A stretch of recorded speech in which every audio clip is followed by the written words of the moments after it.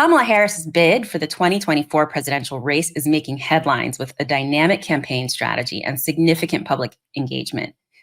Here's an update on her candidacy. This historic race really represents a sea of change, and some news channels have not adapted to having a woman of color run for the presidential office.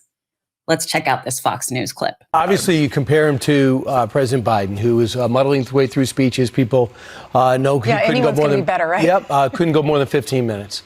She's very good on the prompter. No one even doubted that. She had 3,000 people there. Why are they there? A lot of them have to do with, hey, I'm a Democrat. I thought we were going to go down in flames. Now we have a shot. But the problem with Kamala Harris, number one, she has not had her record exploited heavily because people thought and marginalized her. Even in the Democratic Party, they said, wow, what a bad choice Joe Biden made. Number two is she hasn't sat down for an interview.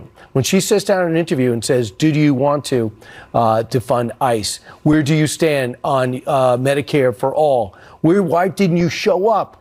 The most recent decision, already you got a question. She will not show up for the Prime Minister's joint session of Congress today. She'd rather address in the summer a sorority, a college sorority, like she can't get out of that. So that's her decision, and that's her decision to back up the protesters. And how about the border? When they ask her about the border, I haven't been to Europe either. Remember she said that? So hello, I am Dr. Iday Brown. I'm an orthopedic surgeon, a mom, entrepreneur, and here to talk about Kamala Harris's presidential launch.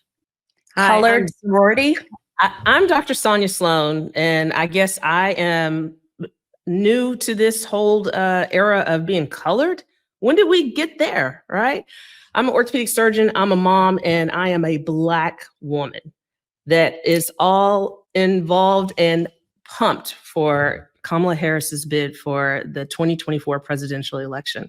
I mean, she is now previously or currently as vice president, now becoming the Democratic forerunner. People are on board. We are starting a new campaign and people are seizing the moment.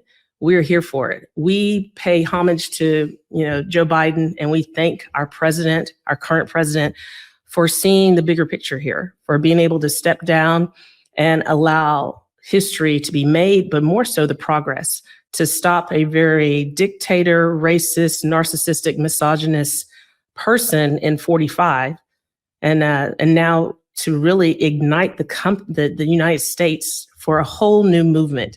Right now, we have started raising funds through something that both Dr. Brown and myself are involved in, a sorority called Kappa Alpha Sorority Incorporated.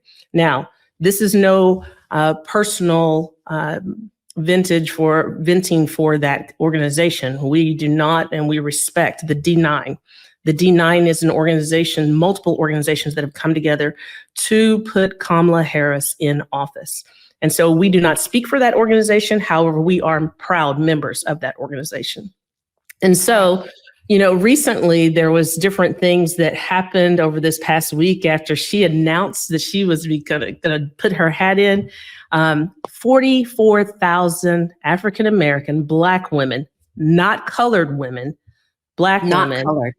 And actually a lot of the BIPOC community that were on the call that night, we were both on the call, and part of that historic moment where the Zoom link was down at 1 minute and we had to get on, the person got on and called the CEO of Zoom, and we were able to get 44,000 women on for 4 hours because we believe in something larger than us. And in that time, raised $1.5 million with one text in less than 4 hours, $1.5 million.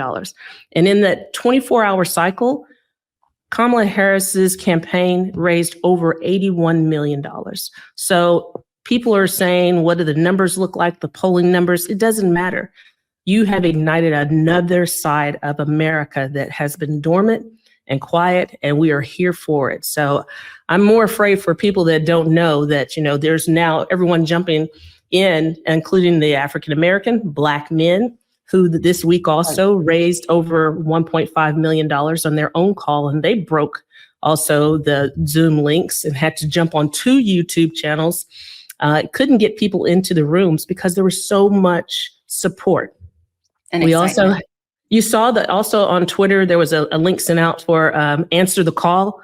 to white women in America, and white women in America broke Zoom with 150,000 white women on Zoom. They broke Zoom and it went off. Kamala Harris is phenomenal, and it is a phenom.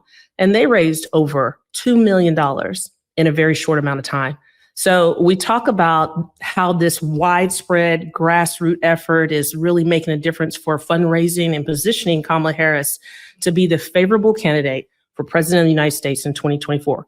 We don't want a dictator, and we don't want to be called colored, and we don't want to be called cat lady. We want to be called Dr. Brown, Dr. Sloan, because we're eh-yah. We're brown and Black women who are disruptors, just like our Sarah, Kamala Harris. Absolutely. And don't you think that Maya Wiley spoke to this really well, speaking about the power of the D9?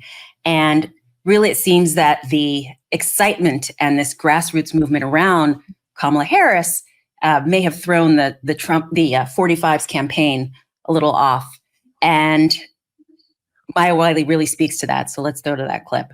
But see, their foghorn is what's reminding folks that we are not in the America yet that lives up to its ideals.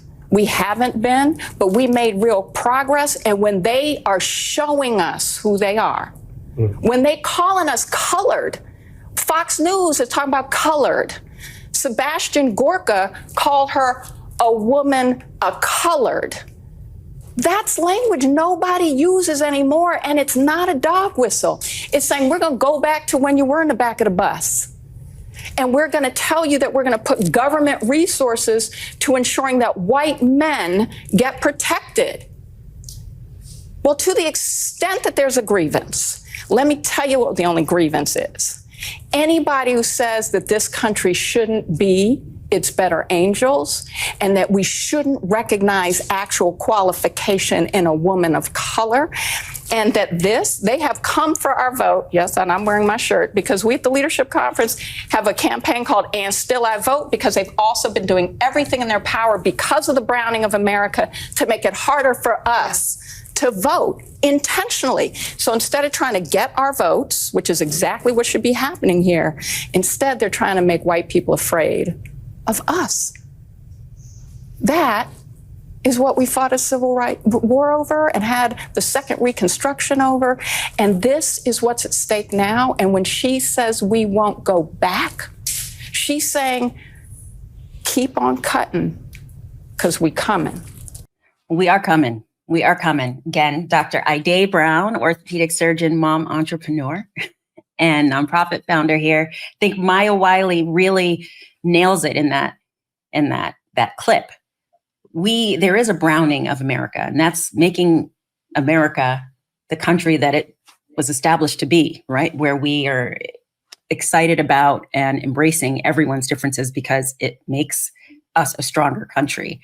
And there's a fear that with that change, that people will lose power, right? That we're stripping rights away from white men in particular. But I think it was Baldwin who said that when Black women have equal rights and are empowered, everyone is empowered. And it really goes to how Malcolm X talked about the lowest rung, the people that are the most beaten on, are Black women. So it makes sense that when we establish rights and giving the right resources to the Black community, that everyone rises. And that's, I think, one of the reasons why that the call of white women had such a robust outcome. They were excited seeing Black women the first night and Black men the second night. There was a Latino call actually on Wednesday night, and then Thursday was both the white woman call as well as the LGBTQI Black call. So every single kind of subgroup that's really felt a bit isolated in this campaign cycle is here and active and ready to go. Ready to go. And one of the best things that as people are understanding what is Alpha Kappa Alpha Sorority Incorporated, what is the D9, and they're trying to understand how these organizations come together. We are organizations that do community work. We fill in the gap where sometimes the government or the system just doesn't work for our people. And so this is not just a college sorority fraternity. This is grad chapter. These are community. We raise funds. We do major programs. And so this organization alone, along with the D9, number in the millions is what they should be afraid of. The clapback at this point is not just about supporting a Black woman. It is about doing what is right for democracy.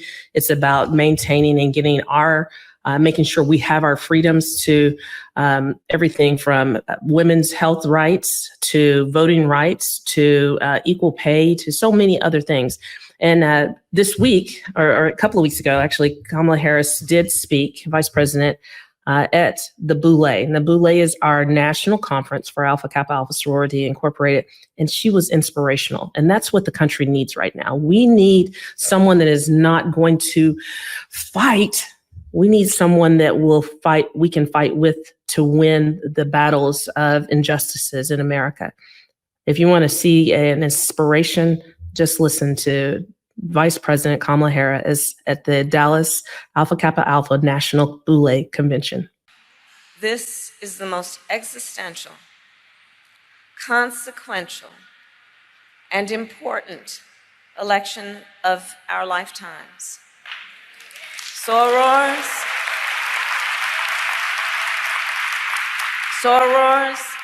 this is a serious matter.